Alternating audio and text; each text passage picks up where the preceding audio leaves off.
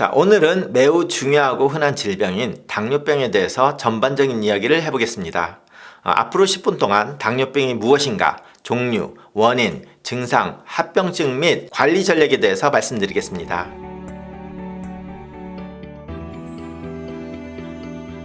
안녕하세요. 미국 캘리포니아 LA에서 내과 전문의와 신장내과 전문의로 주치병원을 운영하고 있는 닥터 조동혁입니다. 자, 오늘은 제가 당뇨병에 대해서 전반적인 이야기를 해드릴 건데요. 제가 지난 8년, 9년 동안 당뇨병에 대해서 수백 개의 영상을 만들었는데 아무래도 예전에 이런 영상을 만들긴 했지만 많은 분들이 예전 영상을 보시지 않고 또 질문을 많이 하다 보니까 예전 영상을 다시 편집해서 올릴까 하다가 아예 그냥 영상을 다시 만들어 봅니다. 당뇨병을 앓고 계신 분들은 다 이해를 하겠지만 처음 당뇨병을 걸리신 분에게는 굉장히 생소하기 때문에 당뇨병이 무엇인가에 대해서 먼저 말씀드리겠습니다. 당뇨병, 다이비티스 멜리터스라는 말은 라틴어로 악마의 달콤함이라는 말의 뜻에서 유래됐다고 나오는데요. 소변에 당이 나온다고 해서 붙여진 이름입니다. 그렇지만 결과적으로 현대사회에서는 혈액 내에 당 수치가 높은 대사질환으로 분류가 되겠습니다. 이 상태는 췌장에서 인슐린 생산이 부족하거나 몸이 인슐린을 효과적으로 사용하지 못할 때 발생을 하게 되겠습니다. 당뇨병의 종류는 몇 가지가 있냐? 크게 세 가지로 나눕니다. 첫 번째는 1형 당뇨병. 1형 당뇨병은 자가 면역 상태로 신체가 췌장에서 인슐린을 생산하는 베타 세포를 공격을 해서 파괴를 하는 병입니다. 결과적으로 자가 면역 질환의 일종인데요. 보통 이런 경우에는 어린 시절이나 청소년기에서 발생을 하지만 어느 연령대에서도 발생은 할 수 있습니다. 또한 암이나 췌장의 문제로 인해서 췌장 절제술을 해서 인슐린 자체를 만들지 못하는 분들도 1형 당뇨로 취급을 하고 있습니다. 하지만 대부분 1형 당뇨라고 하면 이렇게 자가 면역 질환처럼 나의 면역세포가 췌장을 파괴를 한 것을 말하고요. 그리고 2형 당뇨라고 하는 것은 가장 흔한 당뇨병 유형으로서 주로 비만과 생활습관 요인과 관련이 있습니다. 이는 항상 과식과 많은 탄수화물의 섭취, 과칼로리의 섭취로 인해서 혈당이 항상 높다 보니까 그것에 반응해서 인슐린이 항상 높게 나오다 보니까 내 몸에서 어느 순간부터는 인슐린에 저항성을 갖게 돼서 그 인슐린은 나왔지만 혈당이 떨어지지 않는 그런 상태가 제2형 당뇨가 되겠습니다. 그래서 많은 분들이 인슐린에 저항성이 생긴 것을 2형 당뇨병이라고 말을 하게 됩니다. 세 번째는 임신성 당뇨병이고요. 임신 중에 발생해서 출산 후 사라지는 경우가 많이 있습니다. 이렇게 출산 후에 없어진다고는 하지만 나중에 2형 당뇨병으로 발생 위험이 증가하기 때문에 임신성 당뇨병이 있으셨던 분들은 당뇨병이 없어지더라도 주기적으로 관리를 해야 되는 그런 당뇨병이 되겠습니다. 자, 당뇨병의 원인과 위험 요인을 찾아보자면 당뇨병의 정확한 원인은 유형에 따라서 다르게 됩니다. 말씀드린 것처럼 1형 당뇨는 유전적 요인과 환경 요인, 바이러스 감염 등에 관련이 돼서 결과적으로 췌장에 있는 인슐린을 만드는 베타 세포가 파괴돼서 인슐린을 만들지 못하는 병이 1형이고요.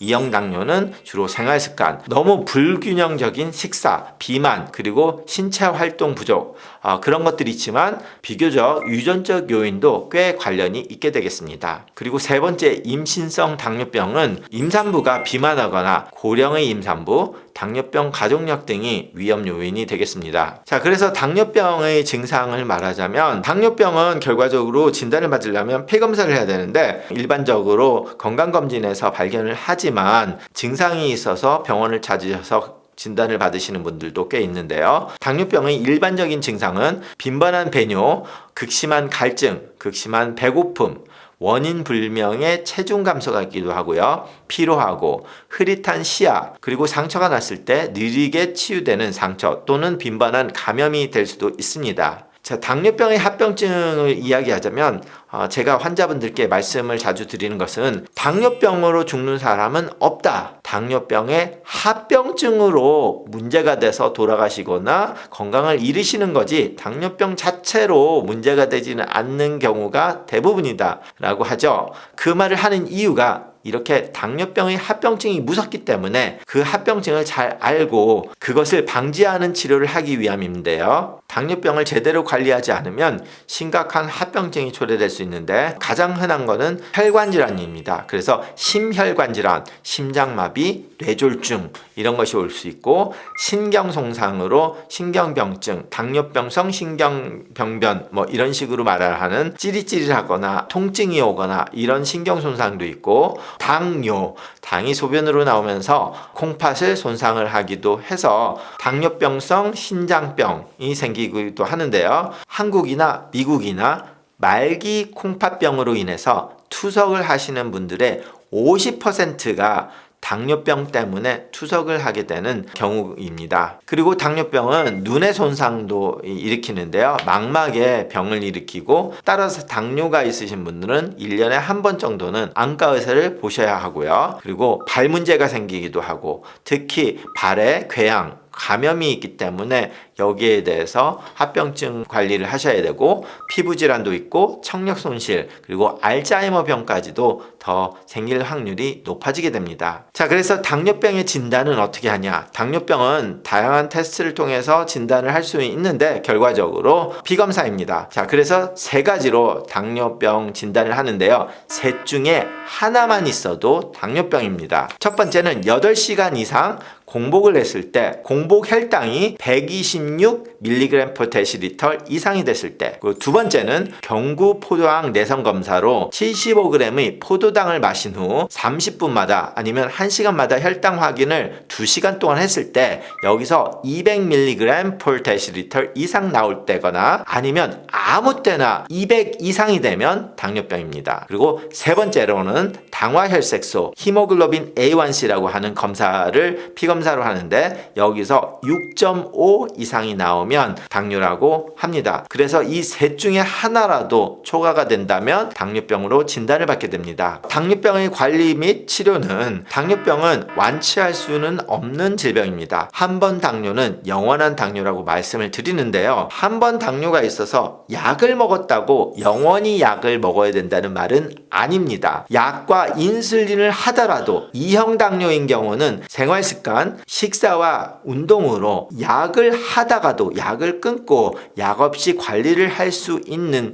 그런 병이기 때문에 관리가 굉장히 중요하게 됩니다. 그래서 가장 중요한 이 생활습관 수정은 건강한 식단, 통곡물, 과일, 채소, 살코기, 단백질 그리고 건강한 지방의 중점을 두고 식사를 하시라고 말씀을 드리는데 거기서 더 나아가서 저 같은 경우는 통곡물과 과일도 되도록이면 드시지 말라고 합니다. 교과서에서는 과일이나 채소를 먹으라고 말은 하지만 과일은 안 드셔야 됩니다. 과당으로 흡수가 되고 결국 당을 높이는 주범이 됩니다. 과일에 비타민, 미네랄과 섬유질이 있기 때문에 좋은 건 맞지만 당뇨가 너무 심하시다면 과일까지 드시지 마시고요. 당뇨가 살짝 오신 분은 과일을 어느 정도 드셔도 되기는 합니다. 하지만 당뇨 전문가들 중에 아예 모든 사람이 과일은 먹으면 안 된다고까지 말씀하시는 분들도 꽤 있듯이 과일에 대해서는 좀 많은 오해가 있다는 거 꼭 말씀드리고 싶습니다. 그리고 통곡물, 즉 현미나 오트밀이나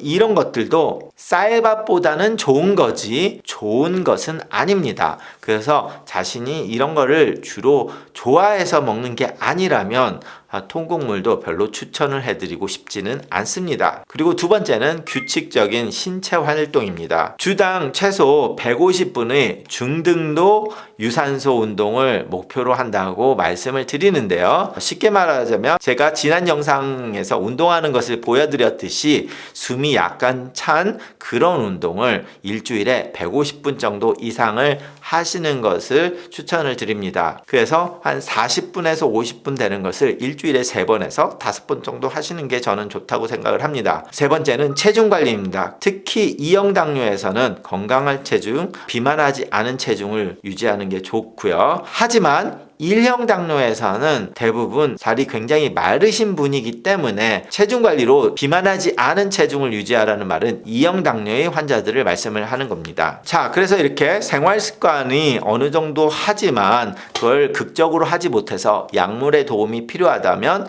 다음과 같은 약물이 있습니다. 제가 예전에 2형 당뇨 위주로 강의를 많이 하다 보니까 여기에 대해서 굉장히 반대 이야기를 하시는 분들이 있는데요. 무조건 당뇨에는 인슐린이 좋다라고 말씀하시는 분들이 있었습니다. 왜냐? 자신은 1형 당뇨니까 인슐린을 당연히 해야 된다고 생각을 해서 말씀을 하신 건데요. 1형 당뇨는 인슐린이 만들어지지 않아서 생긴 병이기 때문에 당연히 1형 당뇨병에서는 인슐린 요법이 필수가 됩니다. 하지만 탄수화물을 적게 먹고 운동을 많이 하게 되면 인슐린을 굉장히 적게 써도 혈당을 잘 유지를 할 수 있게 됩니다. 그리고 2형 당뇨에서는 과다한 식생활과 잘못된 식생활 때문에 문제가 된다고 말씀을 드렸던 것처럼 2형 당뇨병에서는 생활 습관이 더 중요하고, 그리고 약물로는 경구약물 메폴민, SGLT2 이니비터라고 해서 인보카나 잘디안스, 파르시가라고 하는 약들이 있고요.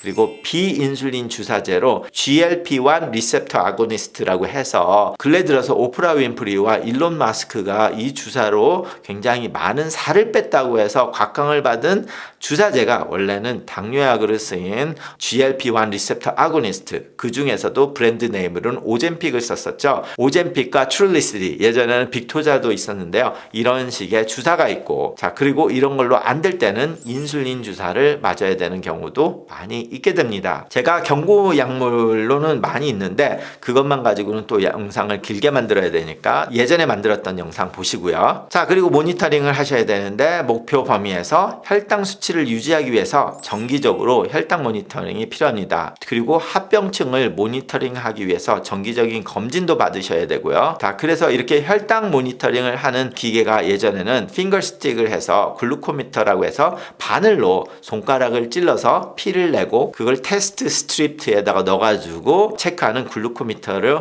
확인을 했으나 근래 들어서 몇 년 전부터 CGM이라고 해서 Continuous Glucose Monitoring을 하는 덱사콤 제품과 프리스타일 리브레라는 제품으로 나오는 두 가지 제품이 있는데요. 팔 뒤꿈치에 부착을 해서 그것을 핸드폰 같은 걸로 24시간 체크를 할 수 있는 기계가 되겠습니다. 한번 붙여놓으면 2주 동안 유용하기 때문에 2주 동안 손가락을 찌르지 않아도 모니터링 할 수 있는 장점은 있지만 정확도가 약간 떨어진다는 단점이 살짝 있기 때문에 감안을 하셔서 보시면 되겠습니다. 자, 당뇨병의 치료를 말씀드렸던 것처럼 가장 중요한 건 생활습관, 식생활과 운동, 약물 치료 이런 것들이 있다 보니까 여러 가지 방법으로 당뇨를 치료가 할 수 있습니다. 그리고 그 합병증을 모니터링한 것도 많이 있다 보니까 환자분들이 당뇨에 대해서 더 많은 이해를 하시고 관리하는 방법을 배움으로써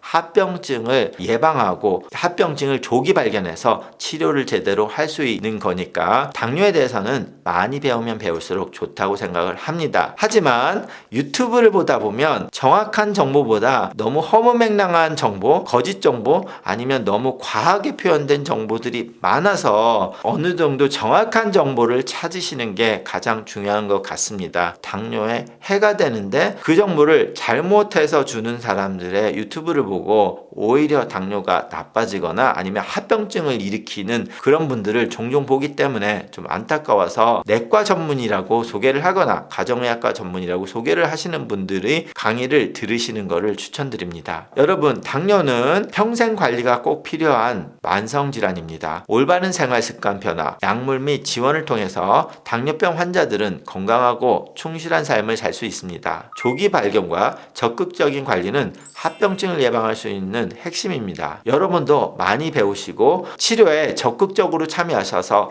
건강한 내일을 만드시기 바랍니다. 계속해서 당뇨에 대해서 좀 더 시리즈로 이야기를 해보겠습니다. 감사합니다.